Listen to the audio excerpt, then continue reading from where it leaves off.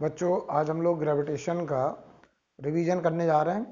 पिछली क्लास में हम लोगों ने क्वेश्चन नंबर 20 तक डिस्कस कर लिया था। आज हम लोग क्वेश्चन नंबर 21 से देख रहे हैं। ठीक है, तो ध्यान दें, क्वेश्चन नंबर 21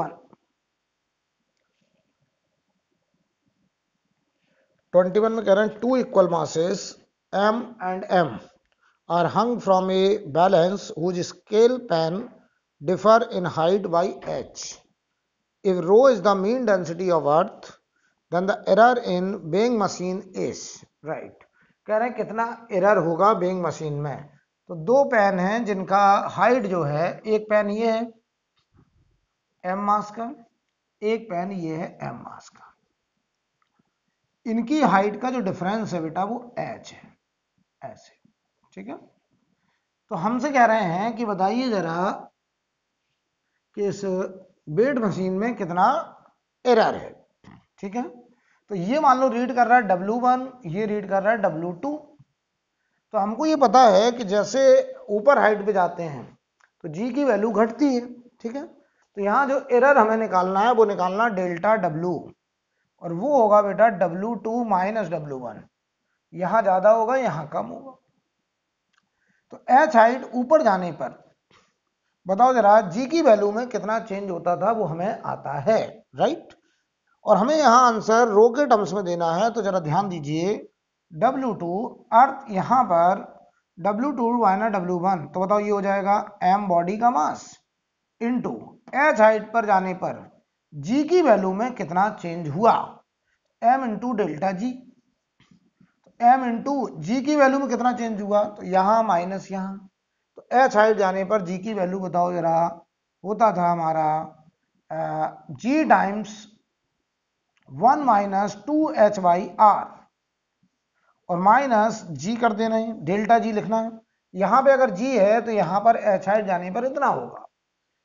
तो यहां से जरा देखिए ये रिजल्ट, G कट जाएगा तो ये आएगा mg 2h by r, mg 2h by r. तो यहां चलो वैल्यू रख देते हैं हम लोग mg की वैल्यू, और ये G की वैल्यू हमें अर्थ की डेंसिटी के टर्म्स में लिखना है। तो याद करो G की वैल्यू होता था G me upon r square into 2h, और नीचे r है तो ये r क्यूब हो जाएगा। तो यहां से देखो answer mg mass of earth density into volume 4/3 pi r cube into 2h upon r cube. तो आर क्यूब नंबर देखो बेटा कैंसिल हो गया। ये देखो अर्थ के मास को मैंने डेंसिटी इंटू वॉल्यूम लिखा, आर क्यूब कट गया तो यहां से डिफरेंस इन वेट आ गया। तो यहां से जरा देखो 2 इंटू 4 8 हो जाएगा, तो ये 8/3 बचेगा factor, 8/3 pi rho G M into h. ये हमारा आंसर होगा C part answer, question number 21, right. एकदम क्लियर है बच्चों। हमें वेट में एरर बताना था तो हमने क्या किया, इन दोनों वेट का डिफरेंस बता दिया। ठीक है, अब देखिए क्वेश्चन नंबर 22 कह रहे हैं at what height in kilometer over the earth pole the free fall acceleration decreases by 1%। कह रहे हैं कितनी हाइट पर जी की वैल्यू 1% डिक्रीज हो जाएगी। तो बताओ हाइट हमें निकालना है। तो आंसर देखो, आंसर किलोमीटर में 32 किलोमीटर 64 किलोमीटर ऐसे लिखा है। तो जो h है वो अर्थ की रेडियस के कंपेयर में बहुत स्मॉल है। तो याद करो, अगर h अर्थ की रेडियस के कंपेयर में स्मॉल होता था तो हमारा जो रिजल्ट होता था g डैश, बताओ अर्थ की सरफेस का g 1 minus h by 2h by R E होता था हाइट पर।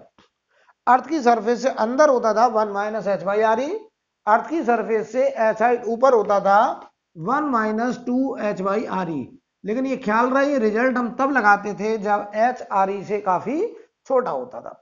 तो बताओ डिक्रीज कितना हुआ बेटा, 1%। और अगर 1% डिक्रीज तो ये बचा कितना, 99%। ये 99 जी बाई 100 बराबर g times 1 minus 2h by are E. यहां देखो ये जी कैंसिल हुआ तो 2h/r की वैल्यू 1 माइनस 99/100, तो ये हुआ 1/100। तो वो h आ गया देखो जरा RE/200। RE हमको पता है 6400 किलोमीटर और नीचे 200 बेटा, तो 2 जीरो ये कट गए, आंसर आया 32 किलोमीटर। ये हमारा आंसर हो जाएगा 32 किलोमीटर। नोट करिए।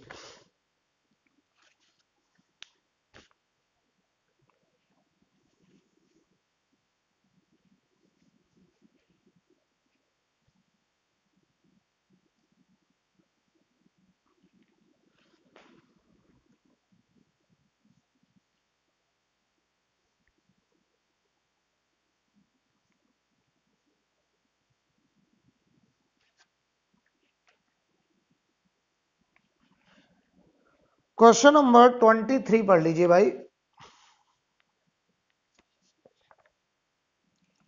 23 correct the if a man weighed 90 kg on the surface of earth and height above the surface of earth radius r where the weight is 30 kg, तो बताओ भाई w dash upon w ये होगा mg dash upon mg और ये होगा कितनी height पर पूछा है, तो बताओ यहां से आएगा हमारा h हाइट ऊपर g अपॉन 1 प्लस h/r/e का होल स्क्वायर नीचे g, तो ये g देखो कैंसिल हो जाएगा, ये 90 है, सॉरी ये 30 है और अर्थ की सरफेस पर 90, ठीक है, और ये आएगा 1/1 प्लस h/r का होल स्क्वायर, तो 1/3 बराबर ये 30 है, तो यहां से देखो 1/1 प्लस h/r का स्क्वायर, दोनों तरफ रूट ले लीजिए, तो 1 प्लस h/r बराबर √3, तो h/r बराबर √3 माइनस 1, तो ये हो जाएगा 0.73, तो यहां से देखो h की वैल्यू आएगी 0.73r। आई थिंक क्लियर, ठीक है। अब देखिए जरा क्वेश्चन नंबर 24 एकदम आइडेंटिकल टू क्वेश्चन नंबर 21, तो 24 अब मैं नहीं कर रहा हूं, एकदम आइडेंटिकल है, 21 के जैसा है, ठीक है, बस हाइट में फर्क है, वहां h हाइट था, यहाँ h/2 हाइट है बेटा, तो वहां आंसर 8/3 आया था, यहाँ 4/3 पाई जी रो mh आएगा, तो अब मैं उसको नहीं कर रहा हूं क्योंकि 24 एकदम 21 के जैसा ही एकदम आइडेंटिकल है। 25 नंबर देखो, हमसे कह रहे हैं the body situated on the surface of earth at its equator becomes weightless, कह रहे इक्वेटर पे कोई बॉडी वेटलेस हो गया, यानी बताओ वहां पे mg की वैल्यू 0, यानी g की वैल्यू 0 हो रही है, when the earth has kinetic energy about its axis, तो कह रहे हैं अर्थ की उस समय क्या काइनेटिक एनर्जी होगी। ध्यान दो, ये अगर अर्थ है,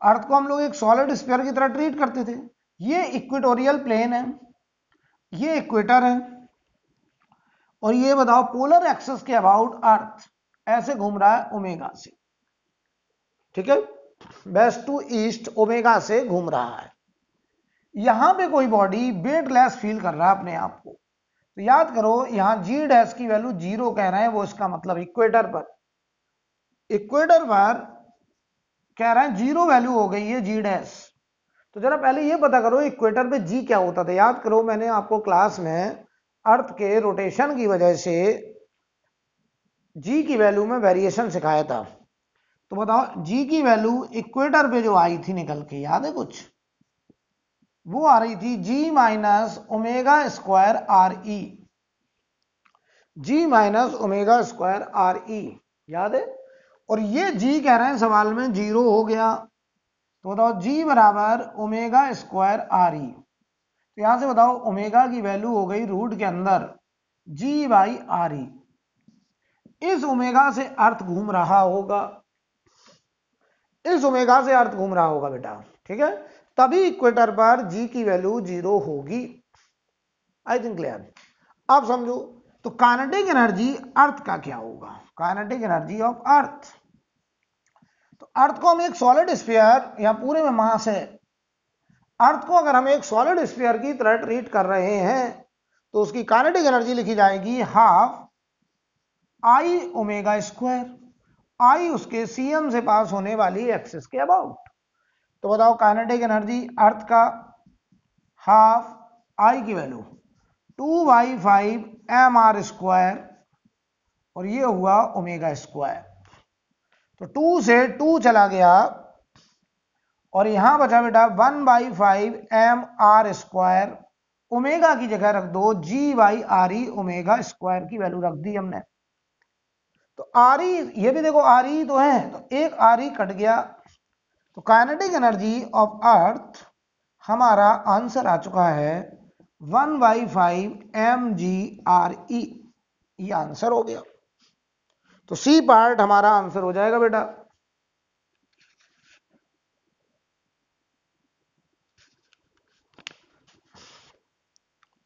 क्वेश्चन नंबर 26।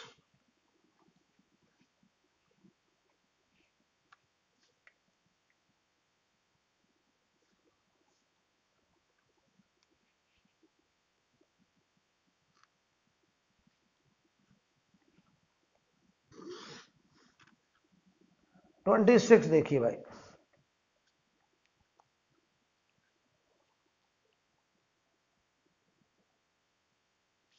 अब देखिए क्वेश्चन नंबर 26 हम लोग कर रहे थे।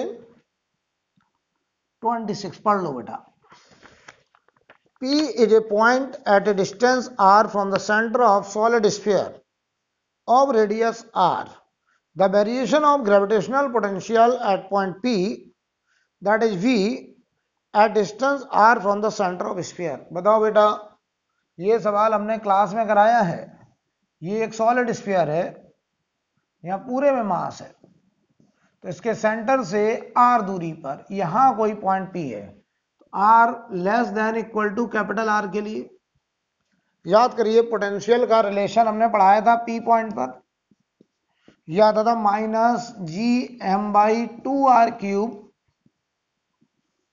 और ये 3r² माइनस स्मॉल r², जहां पर कैपिटल R इस स्फीयर की रेडियस है, स्मॉल r सेंटर से वो पॉइंट की दूरी है।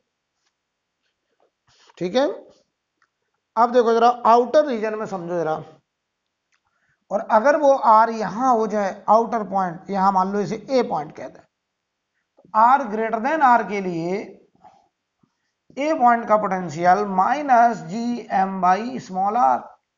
इस पॉइंट के लिए हम पूरे मास को एक पॉइंट मास मानते थे सेंटर पर, याद करो, यानी सेंटर से लेके सरफेस तक पैराबोलिक वेरिएशन होता था। और याद करो सेंटर का potential 3/2 times of surface potential होता था।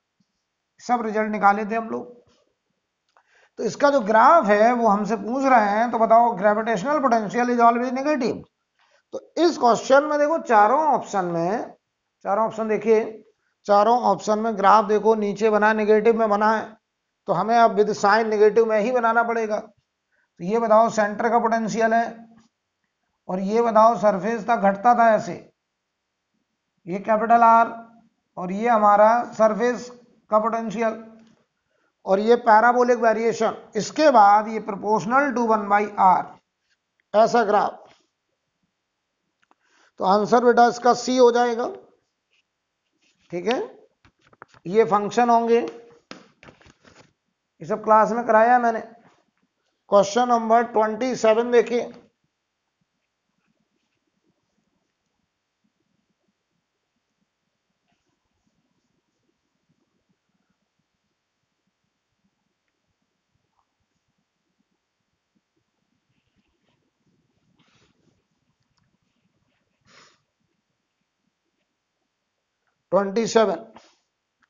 Select the proper graph between the gravitational potential due to hollow sphere at a distance r. बताओ बेटा, hollow sphere तो हॉलो स्फीयर बोलो या स्फेरिकल सेल बोलो, एक ही बात है।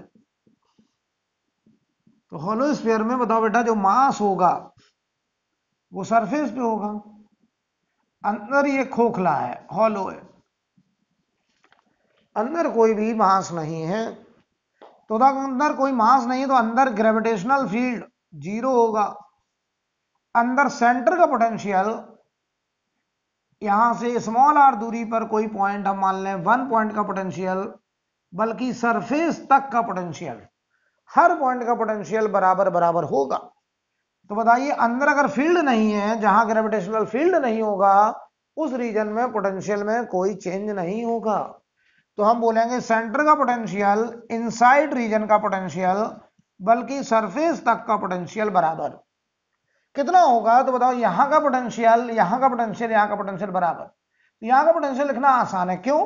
क्योंकि हम पूरे मास को देखें तो ये डीएम मास कैपिटल आर दूरी पे, ये डीएम मास कैपिटल, हर डीएम मास इस स्फीयर का, हर एक डीएम मास जो कि स्फेरिकल मास डिस्ट्रीब्यूशन है, हर डीएम मास बताओ कैपिटल आर दूरी पर ही तो है। और अगर हर डीएम मास कैपिटल आर दूरी पर होगा तो हम लिखेंगे minus G capital M upon capital R. ये पोटेंशियल सेंटर से लेके सरफेस तक कांस्टेंट। तो ये बताओ, आउटर रीजन बात, ये कब की बात है? जब r less than equal to capital R. अच्छा, आउटर रीजन में जो पोटेंशियल होगा, यहां कहीं पोटेंशियल, इस पॉइंट का पोटेंशियल। तो ये पॉइंट बाहर का पॉइंट है, और आपने पढ़ा था बाहर वाले पॉइंट के लिए पूरे मास को हम पॉइंट मास मान लेंगे सेंटर पर। तो इस पॉइंट पी का potential minus G M by small r, और ये function r greater than capital R के लिए वैलिड है। तो बताओ, इसका जो ग्राफ होगा वो ग्राफ बताओ निगेटिव में होगा, ये पोटेंशियल और ये आर। तो बताइए अब हमें जरा, जीरो से लेके कैपिटल आर तक पोटेंशियल कांस्टेंट है, नेगेटिव है, तो ये नेगेटिव कांस्टेंट, और ये कोऑर्डिनेट है minus G M by r capital R, ये वाला। इसके बाद ये प्रोपोर्शनल टू 1 बाई आर, ये ग्राफ होगा। तो आंसर आपका सी पार्ट हो जाएगा, third. I think clear. Question number 28।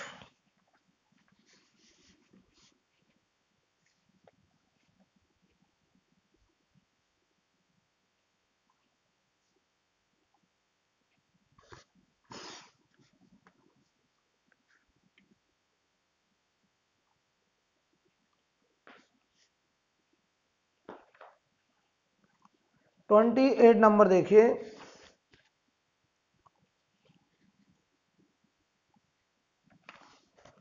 Twenty 28 में कह रहे हैं, which of the following graph represent correctly the variation of the intensity of gravitational field with the distance r from the center of spherical cell। बताओ बेटा, spherical shell है, तो spherical shell तो यही था हॉलो स्फीयर। तो बताओ, अगर ये स्फेरिकल सेल है तो ये बेटा एक हॉलो स्फीयर है। तो बताओ, यहां से लेके यहां तक अंदर ग्रेविटेशनल फील्ड जीरो होगा। इसके आउटर रीजन में यहां पे कहीं, तो देखो r less than capital R के लिए ग्रेविटेशनल फील्ड जीरो। क्यों जीरो? क्लियर है, क्योंकि हम अंदर कहीं से भी गॉसियन सरफेस पास करेंगे। तो देखो, इनक्लोज्ड मास जीरो आएगा, फील्ड जीरो। ठीक है, या एसओचओ याद करो, हमने गॉस लॉ पढ़ाया था। तो ये स्फेरिकल मास डिस्ट्रीब्यूशन के केस में अगर मास सरफेस पे है और पॉइंट अंदर है, तो बताओ सरफेस वाले मास की वजह से अंदर कोई इलेक्ट्रिक फील्ड नहीं होगा या ग्रेविटेशनल फील्ड नहीं होगा। आर ग्रेटर देन आर के लिए बताओ, इस बाहर वाले पॉइंट के लिए इस पूरे मास को मैं एक पॉइंट मास मान लूंगा सेंटर पर, तो ग्रेविटेशनल फील्ड लिखा जाएगा G M by r square. और बताओ, यहां हम अगर 1 kg मास रखेंगे टेस्ट मास, तो ये पूरा मास उसको अट्रैक्ट करेगा, तो डायरेक्शन हो जाएगा रेडियली इनवर्ड, रेडियली इनवर्ड। अब ग्राफ देखिए, जो ग्राफ बनाएंगे हम इसका, यहां दिखा रहे हैं ग्रेविटेशनल फील्ड, इधर दिखा रहे हैं आर। तो ये ग्राफ पहले 0 रहेगा, कब तक? सरफेस तक। इसके बाद अचानक ये ग्राफ जंप करेगा और इसके बाद ये वेरिएशन प्रोपोर्शनल टू 1/r², और ये कोऑर्डिनेट gm/r² पर जंप करेगा सरफेस पर। आई थिंक क्लियर। क्वेश्चन नंबर 29 से देखेंगे। 29,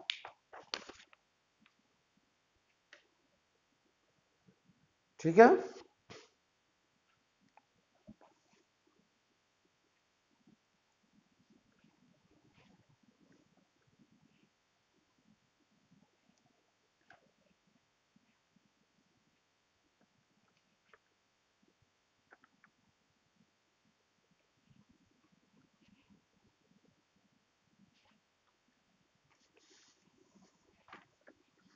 ट्वेंटी 29 नंबर सवाल पढ़ लो बच्चों आप लोग।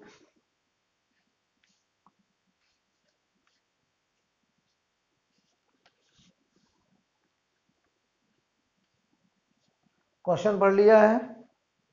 रिप्लाई करिए। सवाल पढ़ लिया है? ठीक है, देखिए क्वेश्चन नंबर 29। सवाल में कह रहे हैं there are two bodies of masses ये देखो 1 लाख kg है and 1000 kg separated by distance of 1 meter. तो एक काम ना करें, एक मास ये, दूसरा मास ये, तो देखो एक मास है 1000, दूसरा 1 लाख, तो 1000 से 10 टाइम्स 10,000, 10,000 का 10 टाइम्स 1 लाख, यानी 100 टाइम्स है। तो अगर इसको मास हम m बोल रहे हैं तो इसको नाम दे दे रहे हैं 100m। जहां पर हमने m को बोल दिया है 1000 kg, 1000 kg को हमने कैपिटल M मान लिया है, तो ये 100m हो गया 1 लाख। ओके, 1 मीटर डिस्टेंस है, कह रहे हैं at what distance from the smaller body the intensity of the gravitational field will be 0। तो कह रहे हैं बताओ स्मॉलर बॉडी से कितनी दूरी पर ग्रेविटेशनल फील्ड 0 होगा। तो हमने मान लिया यहां से x दूरी, ये वो पॉइंट है P, तो ये दूरी हो जाएगा 1 - x। यहां पे हमने रखा टेस्ट मास, टेस्ट मास कितना केजी रखेंगे बेटा? 1 kg। इस टेस्ट मास को ये मास अपनी तरफ इधर अट्रैक्ट करेगा E1, इधर ये अट्रैक्ट करेगा E2 से, ठीक है। और अगर बताओ E1 का मैग्नीट्यूड और E2 का मैग्नीट्यूड बराबर हो जाए तभी तो नेट फील्ड 0 होगी। तो E1 बताओ उसका फील्ड gm/x², और ये हो जाएगा g 100m/1 - x², ठीक है। अब बताओ यहां से gm कट गया, 1 - x² बराबर, यहां से हुआ 10 × x का होल स्क्वायर, 1 - x बराबर 10x, इधर ले जाइए 11x बराबर 1। तो बताओ बेटा x बराबर 1/11 meter, 1/11 meter. I think clear. Question number 30 number 30 number कह रहे हैं a solid sphere of density rho, radius capital R, gravitational field at a distance small r from the center of the sphere. बताओ बेटा एक solid sphere है, इसके centre से small r दूरी पर ग्रेविटेशनल फील्ड आपको बताना है। तो यहां पे हम रखेंगे 1 kg मास। तो बताओ यहां पे जो फील्ड आएगा स्मॉल r दूरी पर, पता है वो फील्ड कितना होगा? वो फील्ड होगा E बराबर रो आर अपॉन 3 एप्सिलॉन नॉट। ये मैं इलेक्ट्रो वाला फॉर्मूला लिख रहा हूं, इसी को ग्रेविटेशन में कन्वर्ट कर देंगे। जो इलेक्ट्रो में 1/4π एप्सिलॉन नॉट होता था उसकी जगह यहां कैपिटल जी है। तो एकदम वही आंसर, आंसर देखो रो के टर्म्स में है, तो रो स्मॉल r बाई 3 और 1/एप्सिलॉन नॉट की जगह है 4πg। ये आएगा ग्रेविटेशनल फील्ड और डायरेक्शन हो जाएगी रेडियली इनवर्ड, क्योंकि मास अट्रैक्ट करता है रेडियली इनवर्ड। चेक करो आंसर बेटा कौन सा आ रहा है। लास्ट पार्ट आंसर, ठीक है। क्वेश्चन नंबर 31, ये एकदम क्लियर है ना। 31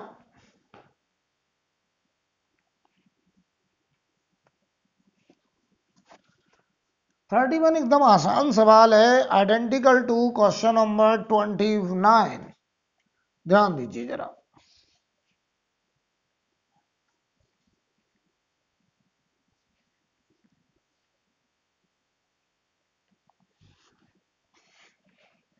सवाल पढ़ लीजिए। करंट दो मास हैं 2 kg और 8 kg। ये है 2 kg और ये है 8 kg। कह रहा है ग्रेविटेशनल फील्ड कहां पे जीरो होगा, इनके बीच की दूरी है 9 मीटर। तो देखो बेटा ऐसे सवाल को करने का तरीका क्या है, जो बड़ा मास होगा उससे दूरी बड़ी होगी, छोटे मास से दूरी छोटी होगी। मान लो यहां कहीं ये पॉइंट P है जहां ग्रेविटेशनल फील्ड जीरो, ये दूरी x, तो ये दूरी 9 माइनस एक्स, ठीक है। तो बताओ P पॉइंट पर इसका फील्ड G 2y(x²), ये इधर अट्रैक्ट करेगा, इसे हमने नाम दे दिया E1। ये अपनी तरफ अट्रैक्ट करेगा 1 kg को, इसे नाम दे रहा है E2। तो यही बराबर G 8/9 माइनस एक्स का स्क्वायर। G से G कटा तो 1/x² बराबर 4/9 माइनस एक्स का स्क्वायर। रूट ले लो, 1/x बराबर 2/9 माइनस एक्स, क्रॉस मल्टीप्लाई करो, 2x बराबर 9 माइनस एक्स, 3x बराबर 9, x बराबर 3 आ गया बेटा। और x बराबर 3 आ गया तो 2 kg से 3 मीटर की दूरी और 8 kg से 6 मीटर की दूरी। अब ऑप्शन पढ़ते हैं, तो 6 meter from 8 kg, C option सही है। थर्ड ऑप्शन बिल्कुल सही होता हुआ, राइट। Any doubt? अब देखिए क्वेश्चन नंबर 32।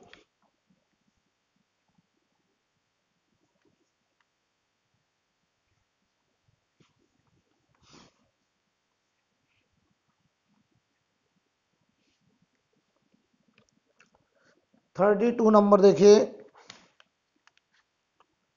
सवाल में कह रहे हैं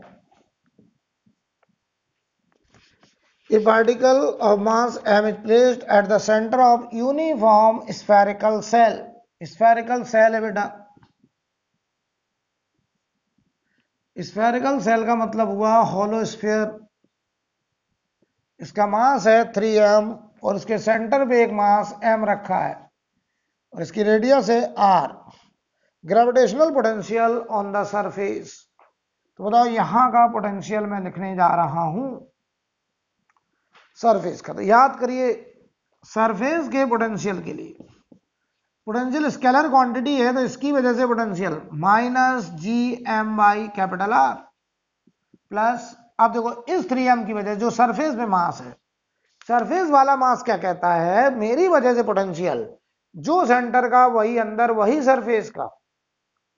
हमें लिखना भले ही सरफेस का, आप ऐसे समझो ये बात हो गई, ये मास इतना मास, ये मास बेटा 3m मास है, ये मास 3m मास है और इस पूरे मास की वजह से हमको यहां का पोटेंशियल लिखना सरफेस का। तो पता है 3m मास की वजह से यहां यहां यहां हर जगह पोटेंशियल बराबर। हमें लिखना भले ही सरफेस का है, मैं लिखूंगा सेंटर का, तो ये आएगा -G3m/R। तो सरफेस का टोटल पोटेंशियल -G4m/R। आंसर देखो सी पार्ट, ठीक है। 33 नंबर देखिए।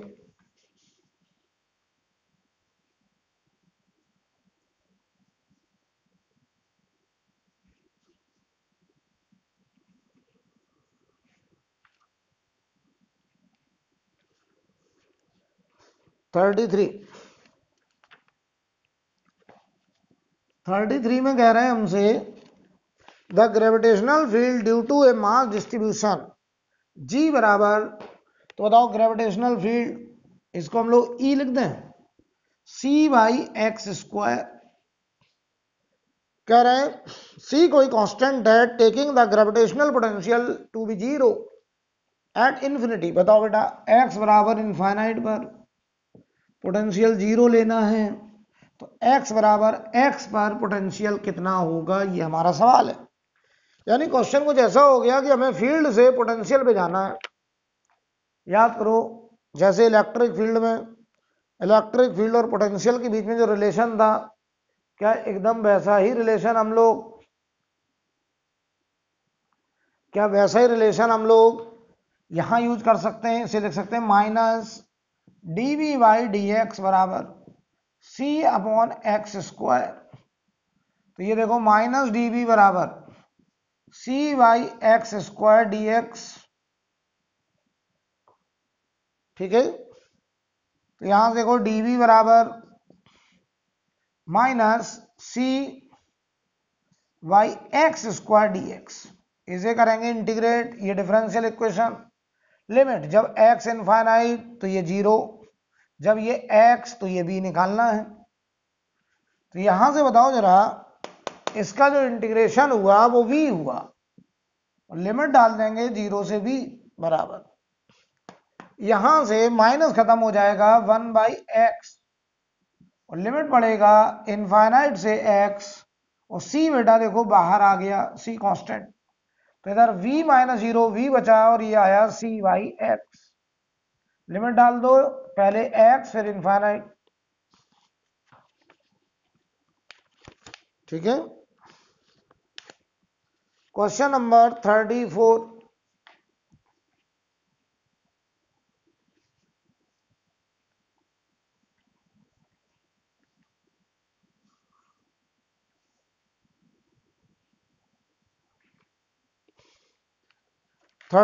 नंबर देखिए।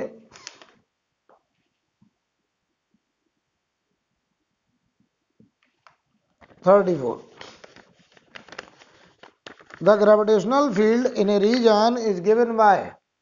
बताओ ग्रेविटेशनल फील्ड कह रहे हैं दिया गया है, E वेक्टर बराबर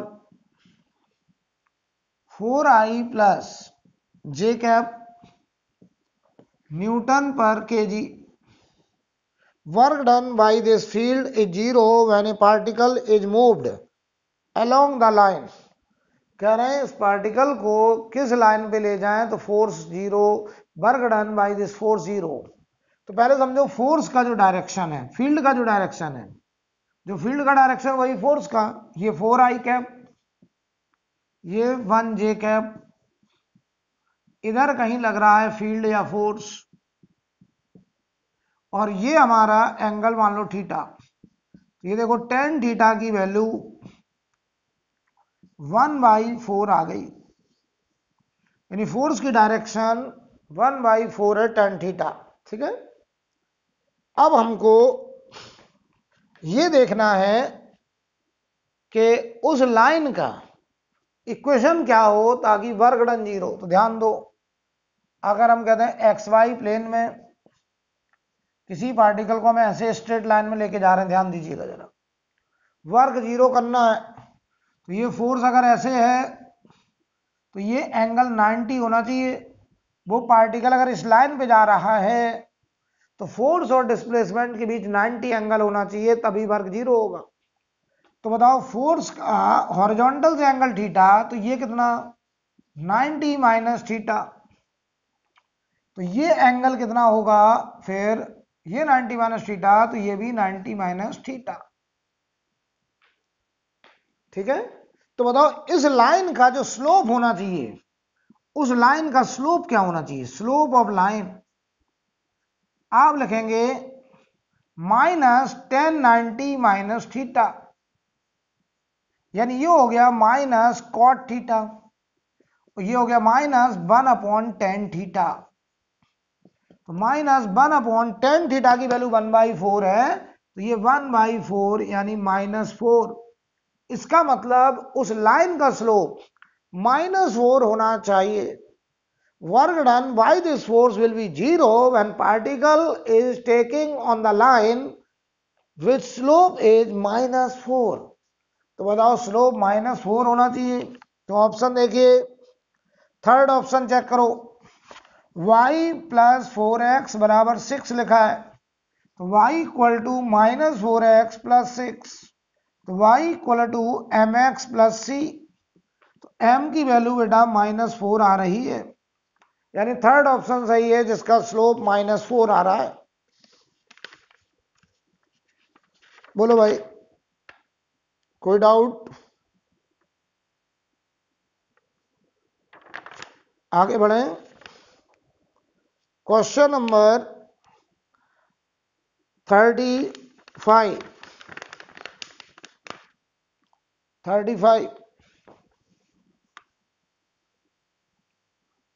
इसे नोट कर लो पहले आप लोग।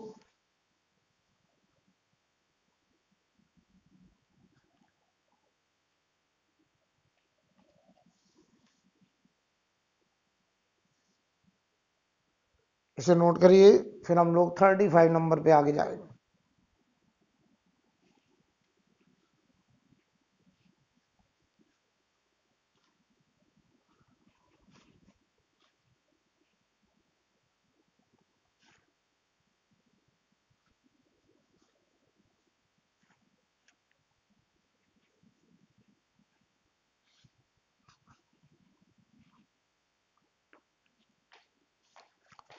देखिए जरा 35 नंबर में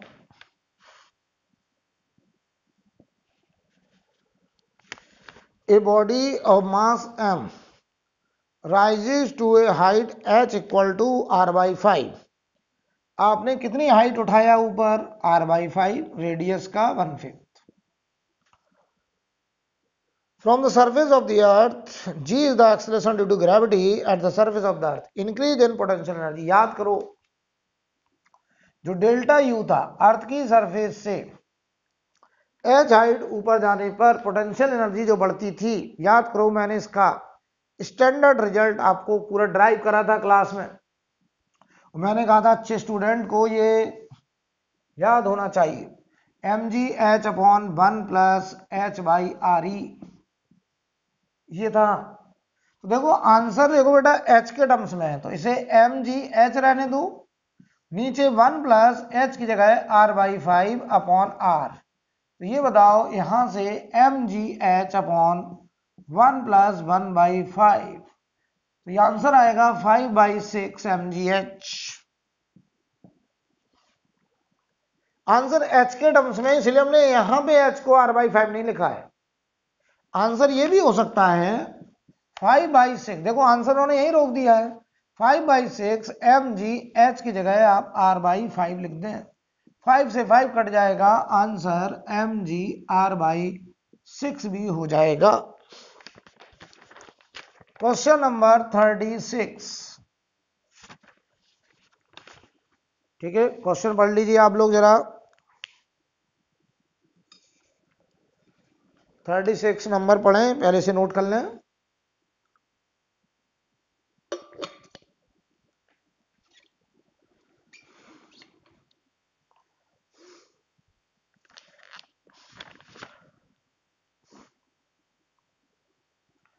एक बात ध्यान रखिए, आप लोग कोशिश करिए घर से बिल्कुल बाहर ना निकलें, कोविड का पोजीशन काफ़ी खतरनाक है, तो घर पे रहें, आराम से पढ़ते रहें, क्लास चली रही है। और आपके घर में जो बड़े लोग हैं उनसे कहें कि वैक्सीन जरूर लगवा लें, ठीक है, वैक्सीन लगवा लें। और आप लोग कोशिश करिए घर से ना ही निकलें, बिल्कुल भी घर पे ही पढ़ें, इस बात का विशेष ध्यान दें। चलिए क्वेश्चन नंबर 36 में the gravitational potential difference between the surface of a planet and a point 20 meter above it is 14 joule पर केजी। तो बताओ 20 मीटर में 14 जूल पर केजी पोटेंशियल डिफरेंस आया, तो फील्ड की वैल्यू E बराबर ये होता था, याद करो, modulus of minus d v by d x, minus d v by d x, right. अब समझिए जरा, अगर हम कहें कि minus d v by d x, तो यहां पर देखो 14 हुआ और ये 20 मीटर में हुआ, तो ये 7/10 ये आ गया ग्रेविटेशनल फील्ड। हम ये मान रहे हैं जो हाइट है 20 मीटर बहुत ही स्मॉल है, इसमें जी की वैल्यू में कोई खास चेंज नहीं होगा। सही बात है, 20 मीटर में याद करो एच हाइट ऊपर जाने पे जी का variation G times 1 minus 2h/r, r बहुत छोटा 20 मीटर तो नेग्लेक्ट हो जाएगा, तो हम लोग 20 मीटर तक जी की वैल्यू को कांस्टेंट मानने जा रहे हैं, तो वहां से जो जी आएगा वो 7/10 आ गया, ये आ गया न्यूटन पर केजी। अब कहना work done in moving it 2 kg mass by 8 meter on a slope of 60 degree from the horizontal. तो देखो भाई ये अर्थ है, अर्थ के टेंजेंट के अलॉन्ग हॉरिजॉन्टल होता है, इससे 60 डिग्री, यहां पर ये 60, हम यहां तक चले गए और ये दिया गया है कितना मीटर गए बेटा, हम लोग 8 मीटर यहां तक चले गए, ए से बी तक। ऐसा करने में वर्क डन पूछा है, तो वर्क डन होता था, याद करो, work done by agent, W agent, change in potential energy, और वो इस सवाल में mgh अपॉन 1 प्लस h/r ही होता था, लेकिन h बहुत छोटा है तो ये आंसर है mgh के ही बराबर। लेकिन याद करो जो हाइट हम लेंगे वो हाइट वर्टिकल हाइट लेंगे, तो इस 8 मीटर का कंपोनेंट, एक इधर कंपोनेंट टेंजेंट के अलॉन्ग हॉरिजॉन्टल और एक वर्टिकल कंपोनेंट, ये वर्टिकल कंपोनेंट है, तो इधर आएगा 8 का cos 60, इधर आएगा 8 का sin 60 बेटा। तो जो 8 sin 60 आ रहा है यही हमारा h है परपेंडिकुलर, और वही हमको यहां लेना है। तो m की वैल्यू बताओ कितनी है, 2 kg, और g हम लोग 9.8 लेते थे, तो यहां पर जरा वैल्यू रख देते हैं, सॉरी जी 9.8 ना लेके सवाल में जी आया 7/10, 7/10 ध्यान दो, इस सवाल में जी की वैल्यू 9.8 नहीं लेंगे, 7/10 लेंगे बेटा, mgh, और h आया है आपका 8 का sin 60। जरा इसे सॉल्व करो और बताओ, ये अप्रॉक्स 9.6 जूल आ रहा है, 9.6 जूल। क्वेश्चन नंबर 37, इसे नोट कर लो आप लोग पहले, फिर हम आगे बढ़ेंगे, नोट करिए इसको।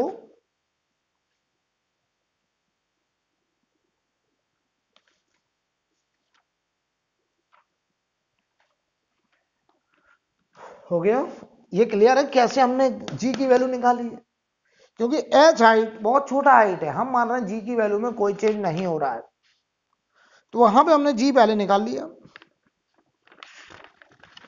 तुम कहोगे सर ये 9.8 क्यों नहीं आया, सवाल पढ़ो, सवाल में 9.8 इसलिए नहीं आया क्योंकि अर्थ नहीं है, कोई दूसरा प्लैनेट है।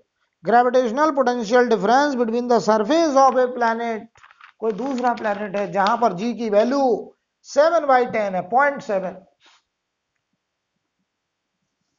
आई थिंक क्लियर। अब देखिए जरा,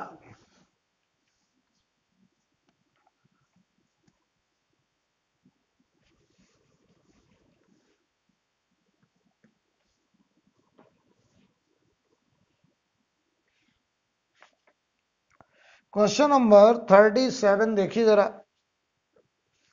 37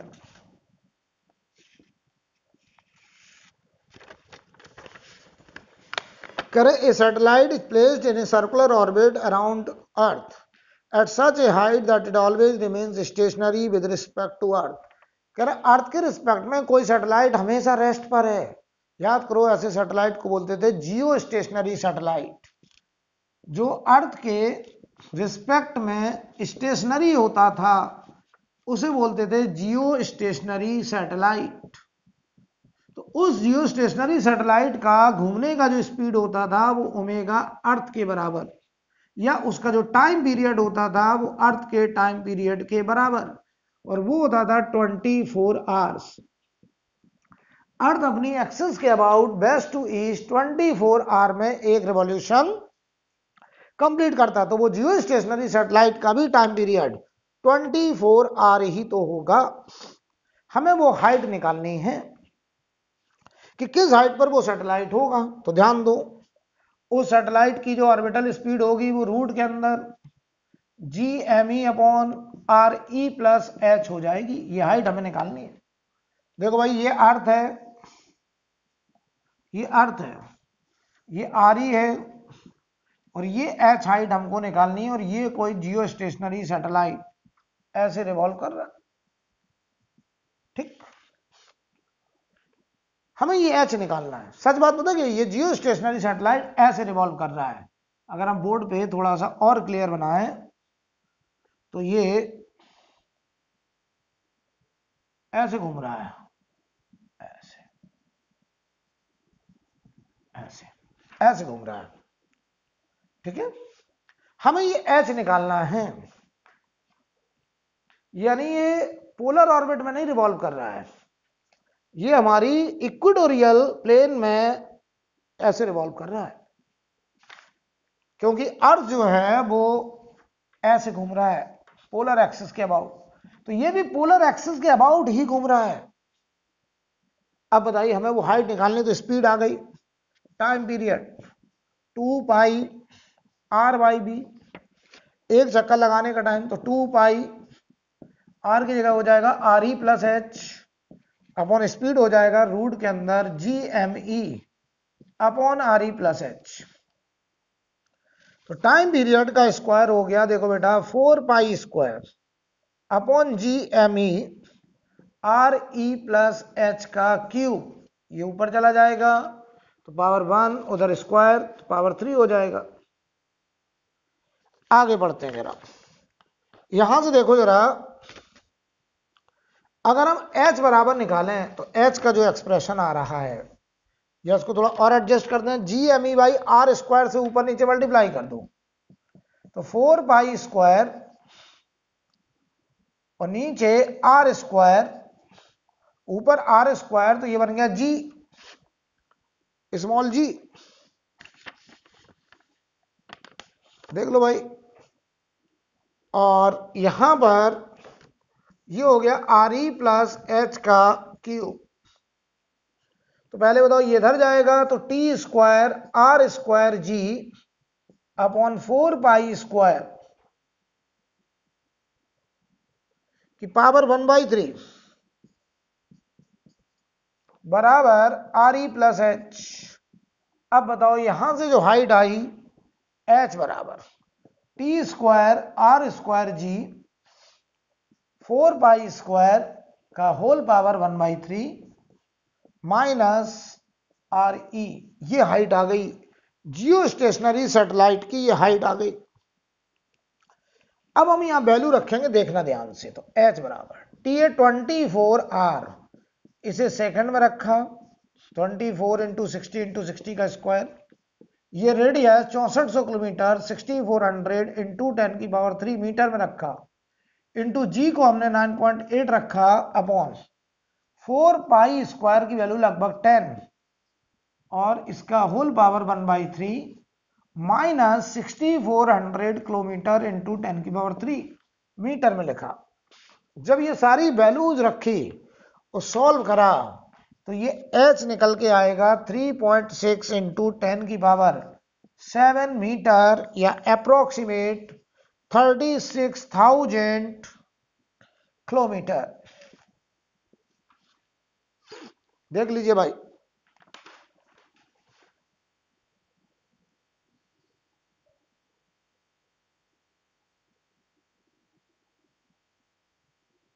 थर्टी सिक्स थाउजेंड किलोमीटर। तो अच्छे स्टूडेंट को ये रिजल्ट भी याद होता है कि जियो स्टेशनरी सैटेलाइट की हाइट 36,000 किलोमीटर होता है अर्थ के सरफेस से। अर्थ के सरफेस से 36,000 kilometre height. Okay, question number 38, इसे बेटा नोट करिए आप।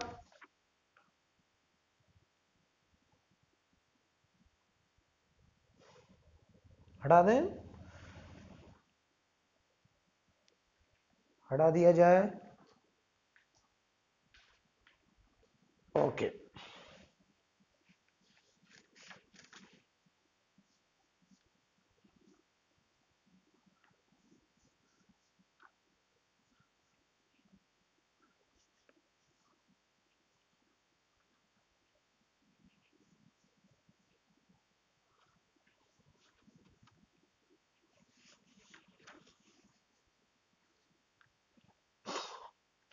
ध्यान दीजिए। Question number 38, current the orbital velocity of an artificial satellite in a circular orbit just above the earth surface is v। just above the earth surface का मतलब समझो कि उसकी रेडियस कैपिटल आर के बराबर है। तो ऑर्बिटल वेलोसिटी कैसे निकालेंगे? M v square by r G M m by r square. R से एक आर कटेगा, ये एम से एम कटेगा, ऑर्बिटल वेलोसिटी होगी जी एम बाई आर। अब जो सैटेलाइट अर्थ सरफेस के क्लोज है उसके लिए आर बराबर आर ई, तो वो ऑर्बिटल स्पीड हो जाएगी root G M by are E. ये हमको दिया है सवाल में। कह रहा for a satellite orbiting at an altitude half of the earth radius, earth की रेडियस से आर बाई टू ऊपर। तो बताओ, जब एच हमारा अर्थ की सरफेस से आर बाई टू, तो radius r plus r by two, r e plus r e by two, 3 r e by two radius हो गई। तो वहां पे orbital speed v dash root के अंदर G M by 3 r e by two. तो ये देखो जरा, रूट के अंदर 2/3 बाहर और ये आ गया G M by R E.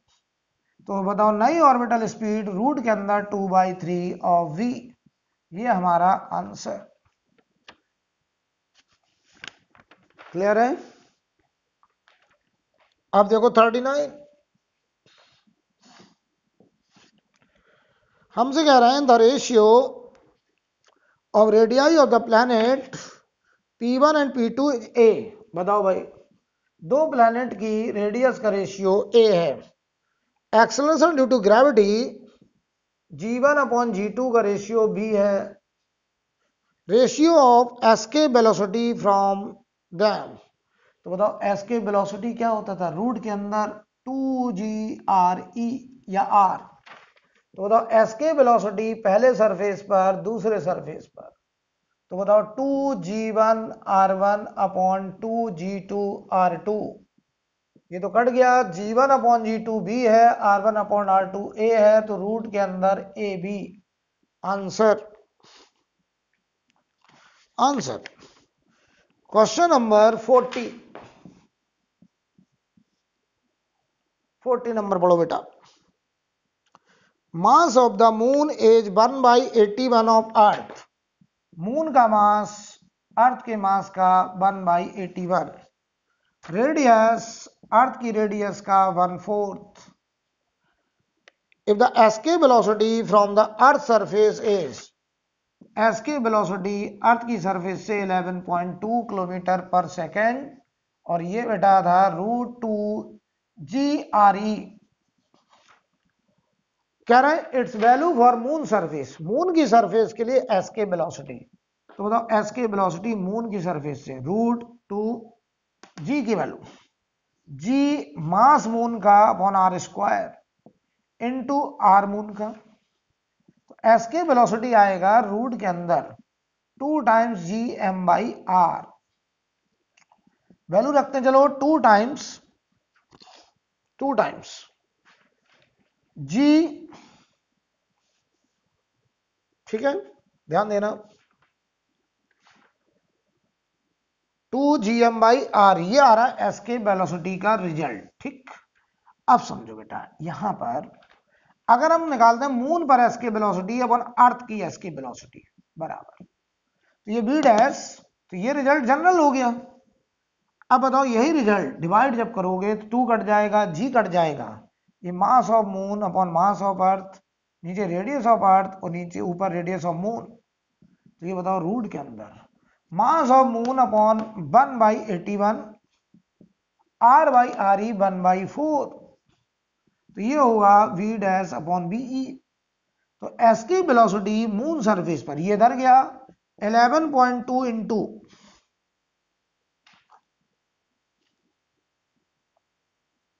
क्यों भाई r/re की वैल्यू 1/4 आएगी, थोड़ा मिस्टेक हो रहा है मुझे ऐसा लग रहा है। यस, डिवाइड करोगे तो ये mass of moon upon radius of moon नीचे होगा, ये r नीचे और re ऊपर, तो r/re की वैल्यू 1/4 है, तो 1/4 तो ये 4 ऊपर जाएगा, 4 ऊपर जाएगा, तो ये 2/9 बाहर आएगा बेटा, देख लो 2/9 बाहर आएगा। ठीक है, तो बताओ ये कितना आ रहा है, 22.4/9, 4 और 2.5 के आसपास ये आंसर आ गया बेटा।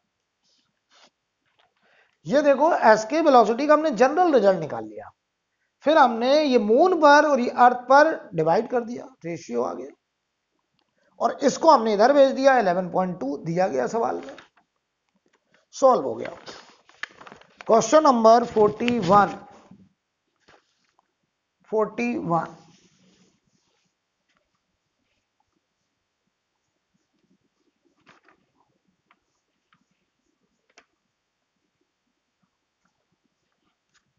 41 नंबर पढ़िए सवाल।